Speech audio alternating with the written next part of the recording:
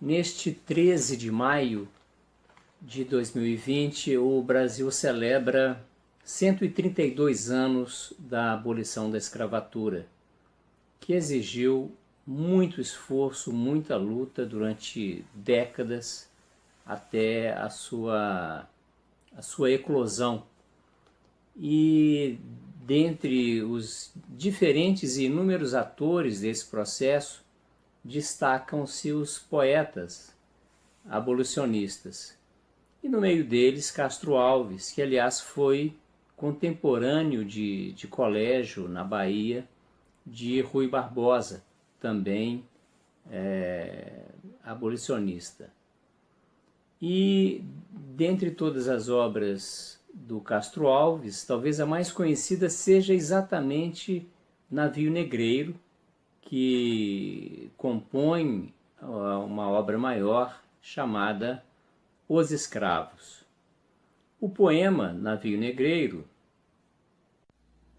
que é composto de 6 partes, descreve com muita precisão e muito vigor poético todo o sofrimento que os negros vindos de África padeciam ao longo da viagem. É uma obra composta de 6 partes, com um total de 34 estrofes e uma metrificação diferenciada de parte a parte. Isso fez com que cada uma das 6 partes do poema tivesse um determinado tom, um determinado colorido.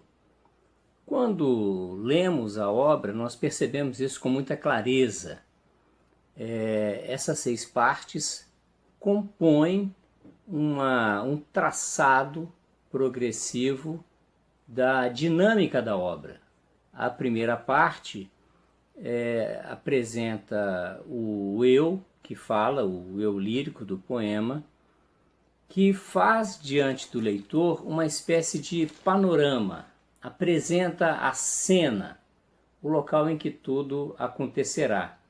Essa primeira parte põe na nossa frente o quadro da união do mar com o céu. Azul do mar, azul do céu, a infinitude que parece existir nos dois, e ali, no encontro deles, um barco que corta o oceano. A beleza desse cenário desperta no eu lírico o desejo de aproximação do navio. E aí a obra começa a mostrar para o leitor uma espécie de intuição cinematográfica de Castro Alves. Vejam, o poema foi composto 20 anos antes da abolição, que se deu em 1888. E a primeira apresentação cinematográfica de que temos notícia aconteceu em 1895. Mas, quando tomamos contato com o poema, nós percebemos esses elementos como enquadramento, aproximação, movimento panorâmico lateral, o chamado zoom, todos os recursos que conhecemos hoje, que o cinema usa para gerar efeito de sentido no espectador, estão ali, como eu disse, numa espécie de intuição cinematográfica dessa composição dramática que o Castro Alves fez. Então, existe essa aproximação do eu que narra, do objeto de observação, que é o navio, e aquela beleza desperta cada vez mais no eu lírico a vontade de conhecer melhor esse objeto de observação. Então, o eu lírico, que parece sobrevoar a cena, pede ao albatroz, que é a ave do oceano, as asas emprestadas para que ele, eu lírico, se aproxime voando do navio.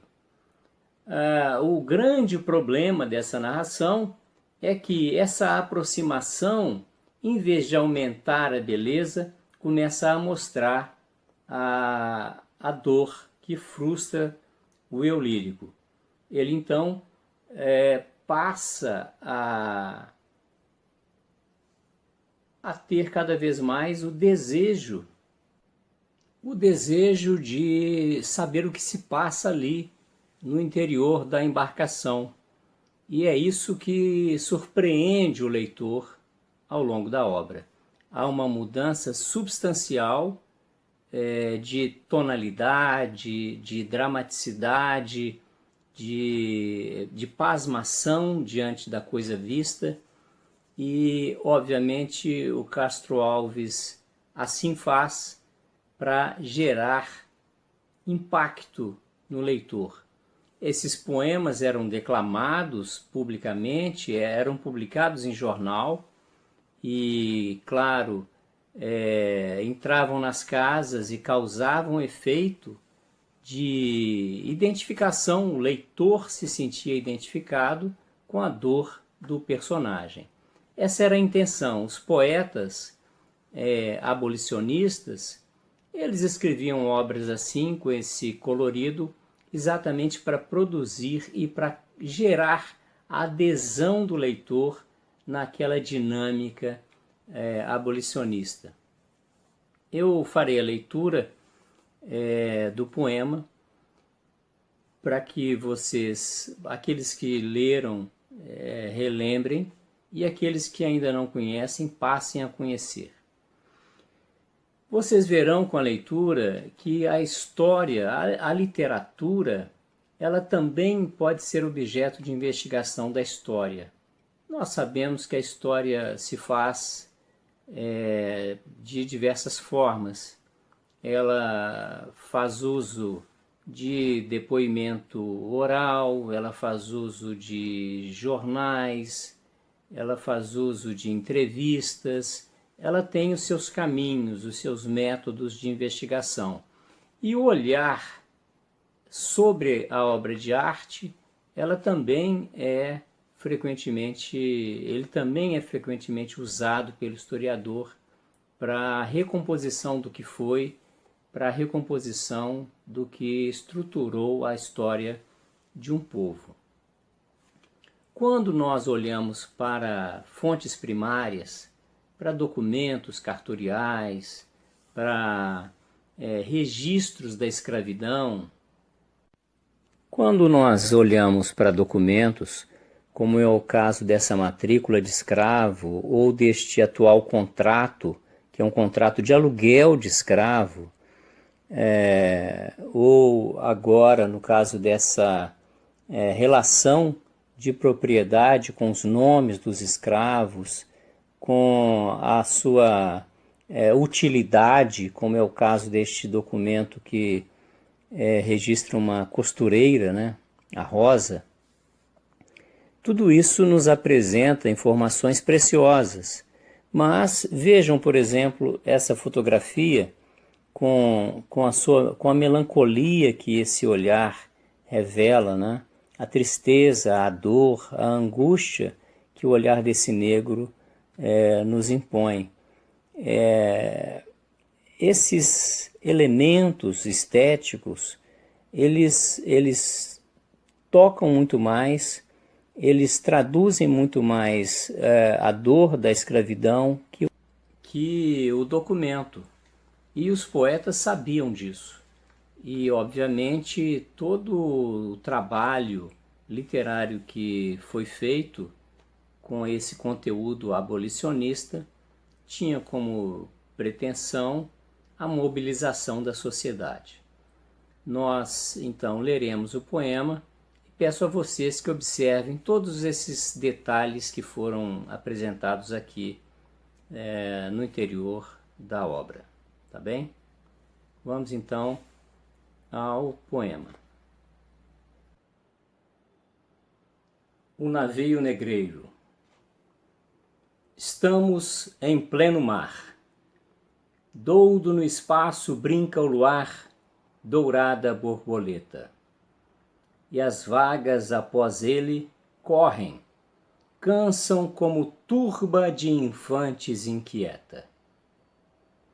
Estamos em pleno mar. Do firmamento, os astros saltam como espumas de ouro. O mar, em troca, acende constelações do líquido tesouro. Estamos em pleno mar. Dois infinitos ali se estreitam num abraço insano, azuis, dourados, plácidos, sublimes. Qual dos dous é o céu? Qual o oceano? Estamos em pleno mar. Abrindo as velas ao quente arfar das virações marinhas, veleiro brigue corre à flor dos mares, como roçam na vaga as andorinhas. Donde vem? Onde vai? Das naus errantes, quem sabe o rumo, se é tão grande o espaço? Neste Saara, os corcéis o pó levantam, galopam, voam, mas não deixam traço. Bem feliz quem ali pode, nestora, sentir deste painel a majestade. Embaixo o mar, em cima o firmamento. E no mar e no céu a imensidade. Oh, que doce harmonia traz-me a brisa! Que música suave ao longe soa! Meu Deus, como é sublime um canto ardente pelas vagas sem fim, boiando à toa. Homens do mar, ó rudes marinheiros, tostados pelo sol dos quatro mundos. Crianças que a procela acalentara no berço destes pélagos profundos. Esperai, esperai, deixai que eu beba esta selvagem, livre poesia. Orquestra é o mar que ruge pela proa e o vento que nas cordas assobia. Por que foges assim, barco ligeiro? Por que foges do pávido poeta? Oh, quem me dera acompanhar-te a esteira que semelha no ar doudo cometa. Albatroz, albatroz, águia do oceano, tu que dormes das nuvens entre as vagas, sacode as penas, leviatã do espaço. Albatroz, albatroz, dá-me estas asas. 2. Que importa do nauta o berço, donde é filho, qual seu lar? Ama a cadência do verso que lhe ensina o velho mar. Cantai, que a morte é divina, resvala o brigue à bolina como golfinho veloz. Presa ao mastro da mezena, saudosa bandeira acena as vagas que deixa após. Do espanhol as cantilenas requebradas de langor lembram as moças morenas, as andaluzas em flor. Da Itália o filho indolente canta Veneza dormente, terra de amor e traição. Ou do Golfo no regaço relembra os versos de Tasso junto às lavas do vulcão. O inglês, marinheiro frio que ao nascer no mar se achou, porque a Inglaterra é um navio que Deus na Mancha ancorou, rijo entoa pátrias glórias, lembrando orgulhoso histórias de Nelson e de Aboukir. O francês, predestinado, canta os louros do passado e os loureiros do porvir. Os marinheiros helenos, que a vaga Jônia criou, belos piratas morenos do mar que Ulisses cortou, Homens que Fídias talhara, vão cantando em noite clara versos que Homero gemeu. Nautas de todas as plagas, vós sabeis achar nas vagas as melodias do céu.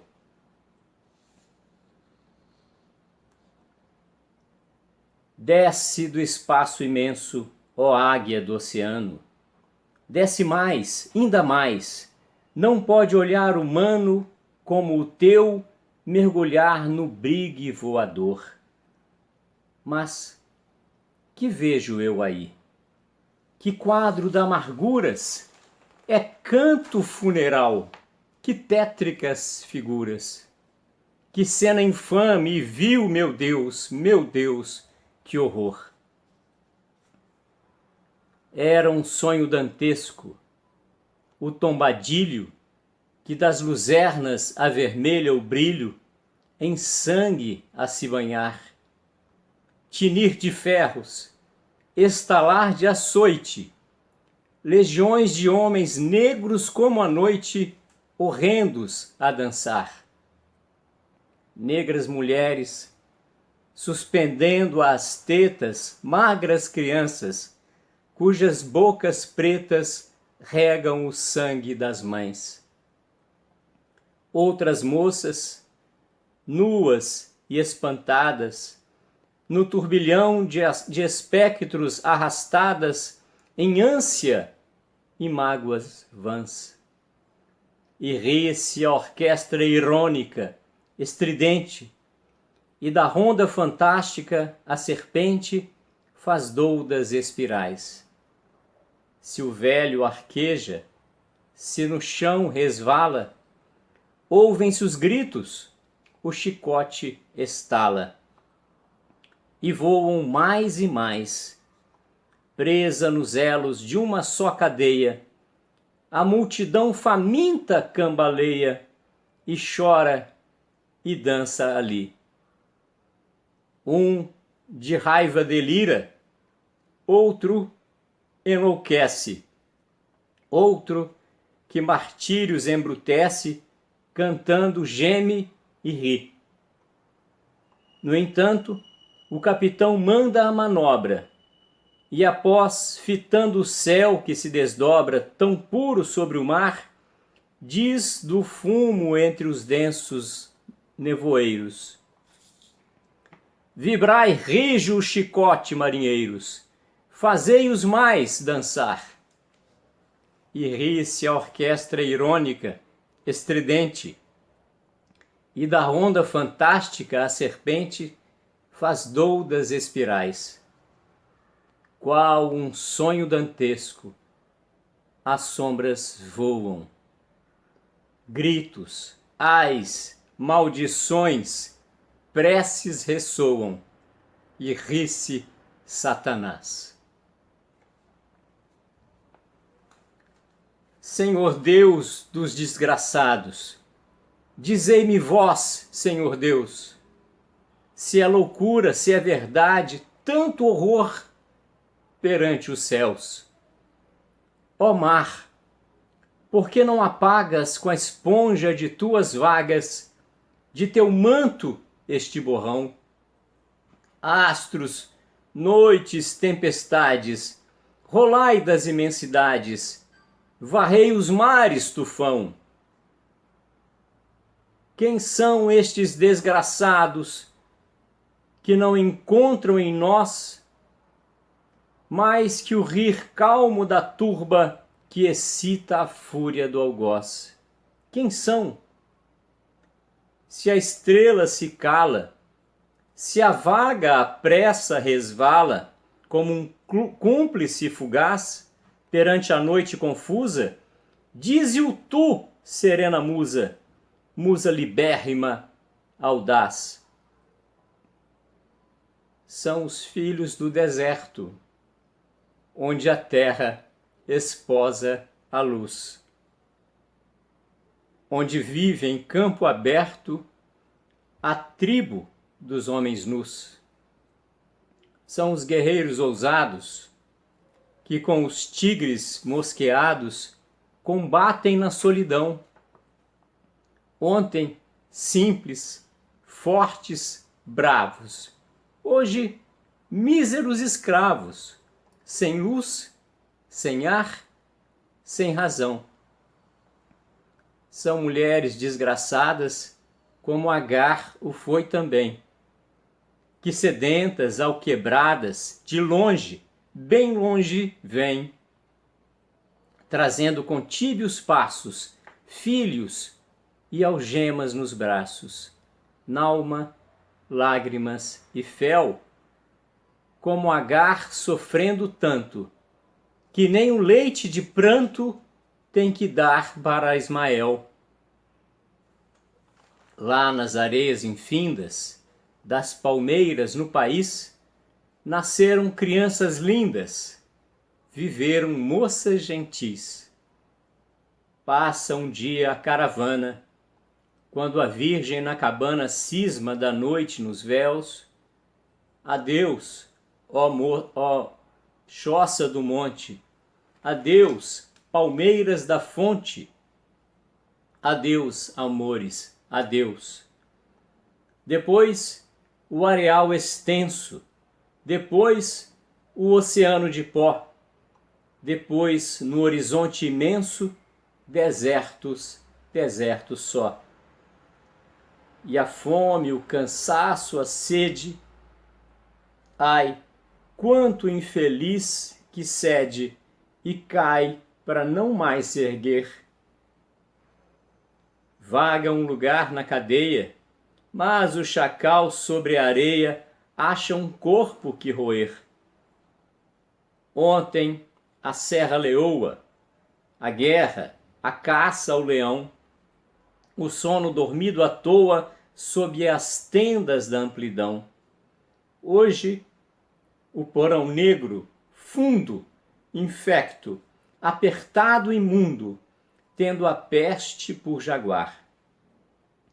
E o sono sempre cortado pelo arranco de um finado e o baque de um corpo ao mar.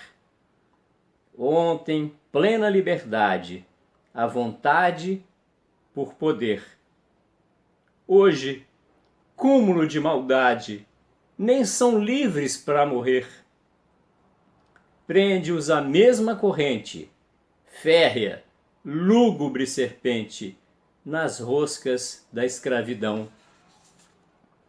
E assim, zombando da morte, dança a lúgubre corte ao som do açoute e risão.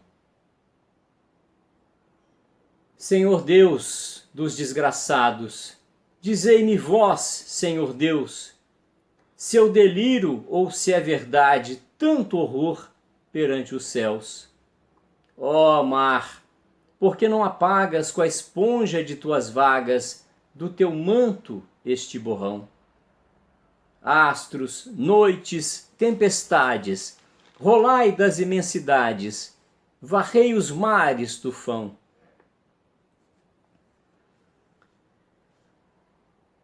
Existe um povo que a bandeira empresta para cobrir tanta infâmia e cobardia. E deixa transformar-se nessa festa em manto impuro de bacante fria. Meu Deus, mas que bandeira é esta que impudente na gávea tripudia? Silêncio. Musa, chora, e chora tanto que o pavilhão se lave no teu pranto. Auriverde pendão de minha terra, que a brisa do Brasil beija e balança, estandarte que a luz do sol encerra e as promessas divinas da esperança. Tu, que da liberdade após a guerra foste hasteado dos heróis na lança, antes te houvessem roto na batalha, que servires a um povo de mortalha. Fatalidade atroz que a mente esmaga, extingue nesta hora o brigue imundo, o trilho que Colombo abriu nas vagas, como um íris no pélago profundo. mas é infâmia demais. Da etérea plaga, levantai-vos, heróis do novo mundo. Andrada, arranca esse pendão dos ares. Colombo, fecha as portas dos teus mares.